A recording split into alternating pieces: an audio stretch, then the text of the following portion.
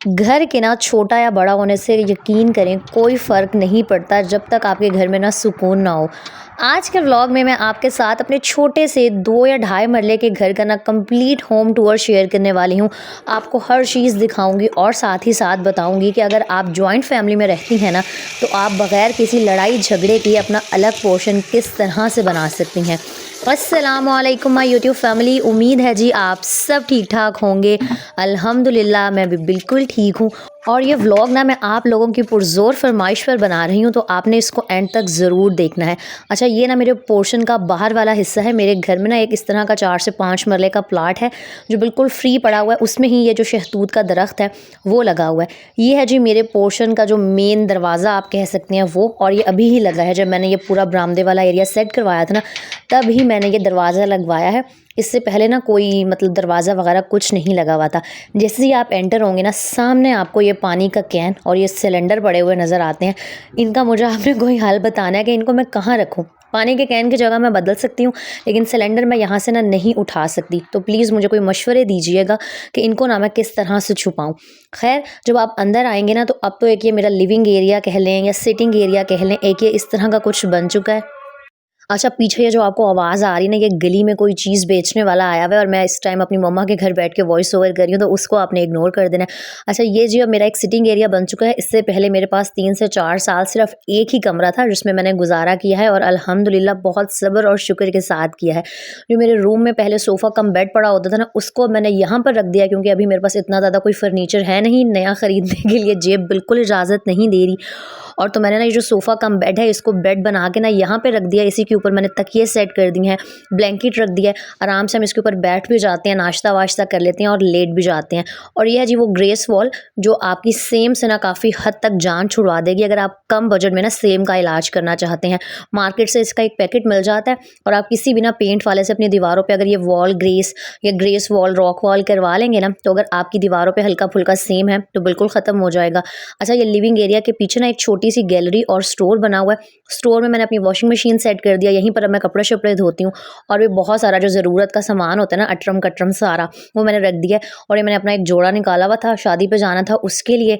कल के व्लॉग में जो मैंने ब्लैक ड्रेस आप लोगों को दिखाया था ना, उसके साथ दूसरा ड्रेस मैंने ये मेहरून कलर का बनवाया था, और ये भी सेलिटेक्स ब्रांड का ही है। इसका कलर मुझे बहुत अच्छा लगा था। अभी कैमरा में ये इतना अच्छा लग नहीं रहा, रियल में बहुत प्यारा। अच्छा, ये जो गैलरी सी बनी हुई है ना, इसके अंदर मैंने अपनी सेफ अलमारी रख दी है, इस्त्री स्टैंड रख दिया, मतलब बहुत आसानी हो गई है। और पर्दा बंद करके ना बिल्कुल ये जगह सेपरेट हो जाती है, तो पीछे अगर चीज़ें बिखरी हुई भी हो ना, तो ये जो लिविंग एरिया है बिल्कुल बुरा नहीं लग रहा होता। और मैंने कर्टन लगाया भी इसी वजह से था कि ये जो लिविंग एरिया है ना, सिटिंग एरिया है, ये बिल्कुल साफ़ सुथरा लगे। दिन में जब मैं सफाई करती हूँ, झाड़ू पोछा करने के बाद ना, वो जो मेन वाला दरवाज़ा है उसको मैं खोल देती हूँ, ताकि अंदर ना अच्छे से हवा वगैरह आ जाए। और जो नेचुरल एयर की बात है ना, वो कुछ और ही होती है। तो जब सर्दियों में तेज़ धूप निकलती है ना, अपने कमरे के दरवाजे खिड़कियाँ ज़रूर खोल दिया करें। अच्छा जी, ये सिटिंग एरिया के बाद ना यहाँ पर मेरा ये वाला पोर्शन स्टार्ट हो जाता है, जो पहले आप हमेशा व्लॉग्स में देखते थे। किचन इस टाइम मैं दिखा नहीं सकती, क्योंकि आज सुबह सुबह मैंने व्लॉग शूट किया है और किचन अभी बहुत बिखरा हुआ था। किचन आप डेली ही ना मेरे व्लॉग्स में देखते हैं। उसके साथ ही मेरे जो बेडरूम के साथ अटैच वॉशरूम है ना, उसका दरवाज़ा है। वॉशरूम का दरवाज़ा अंदर बेडरूम से भी है और बाहर सहन से भी रखा हुआ है। और सहन क्या, बस एक गैलरी नुमा छोटा सा ओपन एरिया है। और ये है जी मेरा बेडरूम। नीचे मैट्रेस मैंने इसलिए बिछाया हुआ है क्योंकि आमना छोटी है ना, और अब मेरे पास फ़िलहाल यहाँ पे रखने के लिए कोई फर्नीचर, टेबल, चेयर कुछ भी नहीं है। तो मैंने नीचे एक मैट्रेस बिछा दिया है, वो भी अपने सास से लेके, क्योंकि अक्सर आमना ने खेलना होता है ना, फिर वो यहाँ बैठ के खेल लेती है। बाकी मेरे रूम में भी एक छोटा सा स्टोर बना हुआ है, मतलब बहुत ही छोटा सा है, लेकिन स्टोर अगर छोटा भी हो ना, तो उसके अंदर काफ़ी सारा सामान जो है एडजस्ट हो जाता है। और इसके साथ ही जो है ना मेरा अटैच वॉशरूम है। अच्छा, ये ना मेरा जो पोर्शन है तकरीबन 2 या सवा 2 मरले का होगा, और मेरे घर में कोई ऐसी आपको महंगी, एक्सपेंसिव, फैंसी चीज़ नहीं मिलेगी। बस मैं एक चीज़ का ध्यान रखती हूँ कि चीज़ों के महंगा या सस्ता होने से फ़र्क नहीं पड़ता। औरत जो है ना, घर को अगर साफ़ रखे तो घर वैसे ही बहुत अच्छा लगना स्टार्ट हो जाता है। और आप लोग अक्सर कहती हैं ना रूम की सेटिंग चेंज करें, तो आप देखें सामने की तरफ एक तरफ वॉशरूम का दरवाज़ा है, दूसरी तरफ अलमारी है, उसके आगे मैं कुछ भी नहीं रख सकती। तो यही रीज़न है कि जो रूम की सेटिंग है ना, मैं चेंज नहीं करती। अगर यहाँ कुछ भी रखूँगी तो फिर अलमारी सही तरह नहीं खुलेगी, और अगर वॉशरूम के दरवाजे के आगे कुछ रख दूँगी तो फिर वॉशरूम बाहर से जाना पड़ेगा। तो सर्दियों में बाहर निकल के वॉशरूम जाना ना थोड़ा सा मुश्किल काम लग रहा होता है। बाकी वहाँ पे मेरी ड्रेसिंग टेबल पड़ी है, सामने एलईडी लगा हुआ है, है और बस ये है जी मेरा सिंपल सा सादा सा घर, लेकिन अपना है तो अल्लाह ताला का करोड़ों दफ़ा ना शुक्र है, एहसान है। तो बस ये था जी मेरा पूरा पोर्शन। उम्मीद है जी अब आपको सब कुछ समझ में आ गया होगा कि पहले वो लिविंग एरिया आता है, फिर एक छोटा-सा सहन है, उसके अंदर ही मेरा किचन बना हुआ है। ये किचन में ही अब मैं काम कर रही हूँ और रोज़ ही आपको व्लॉग्स में ये देखने को मिलता है। इसके अलावा एक अटैच वॉशरूम है और जी मेरा बेडरूम है और ये है जी मेरा छोटा-सा प्यारा-सा आशियाना, जिसको मैंने अपने प्यार से, ये सलीके से, बड़ी ही मोहब्बत से सजाया हुआ है।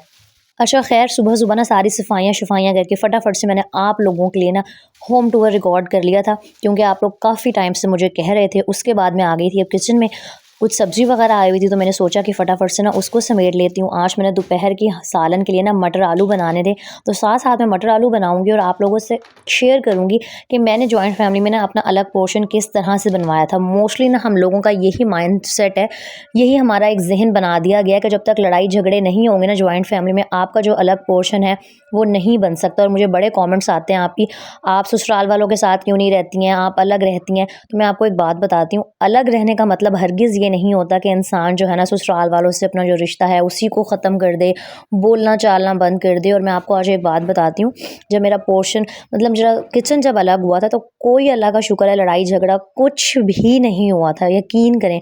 अक्सर हम लोगों को लग रहा होता है कि जी कोई बड़े फसाद दंगे होंगे फिर ही जो औरत है ना उसको अलग किचन मिलेगा, जबकि ऐसा कुछ नहीं होता। और मेरा ऐसा मानना है, मेरी ऐसी सोच है कि अगर एक औरत चाहे ना तो वो प्यार मोहब्बत से, इज़्ज़त से, बड़ों से बात करके भी ससुराल में रहते हुए अपना जो किचन है वो अलग कर सकती है। और वैसे भी हर औरत का ये एक बेसिक राइट है। मुझे लग रहा होता है मोस्टली जो जॉइंट फैमिली में लड़ाइयाँ हो रही होती हैं ना वो किचन की वजह से हो रही होती हैं। तो हर लड़की को जो अपना घर बार छोड़ के आती है उसको इतना तो हक मिलना चाहिए ना कि उसका अपना एक छोटा सा किचन हो जहाँ वो अपनी मर्ज़ी से खाना बना सके, अपने किचन में अपनी मर्ज़ी का सामान रख सके। हर औरत के भाई 100 अरमान होती हैं, सबका दिल चाह रहा होता है। और मोस्टली ना जो घरों में लड़ाई झगड़े हो रहे होते हैं वो सिर्फ एक किचन की वजह से हो रहे होते हैं। तो सबसे पहले तो घर के बड़ों को समझदारी दिखानी चाहिए, क्योंकि पोर्शन अलग होने का, किचन अलग होने का हरगिज़ ये मतलब नहीं होता कि आपस में बातचीत बंद कर दी जाए। अल्हम्दुलिल्लाह अल्हम्दुलिल्लाह मैं बहुत ही अच्छे तरीके से अपने ससुराल में रहती हूँ। अलग पोर्शन का हरगिज़ ये मतलब नहीं है कि मेरा उनसे ना कोई लेना देना नहीं है। अब हर चीज़ ना मैं व्लॉग में दिखा सकती हूँ,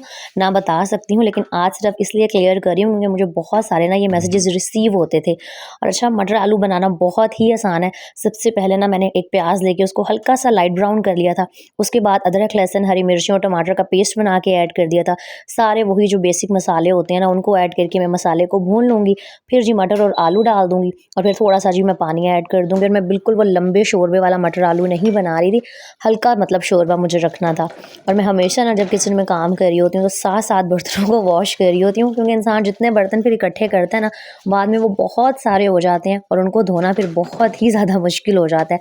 तो हमेशा जब भी किचन में काम किया करें ना, जो भी एक प्लेट, कोई ग्लास, अब जैसे यहाँ मेरा ब्लेंडर का जो जग था वो ज़ाहिर है मैंने इसके अंदर मसाला ग्राइंड किया था तो गंदा हो गया था, तो लगे हाथों ना बर्तन वॉश करके फिर रखा करें, बड़ी लाइफ आपकी पुरसुकून हो जाएगी।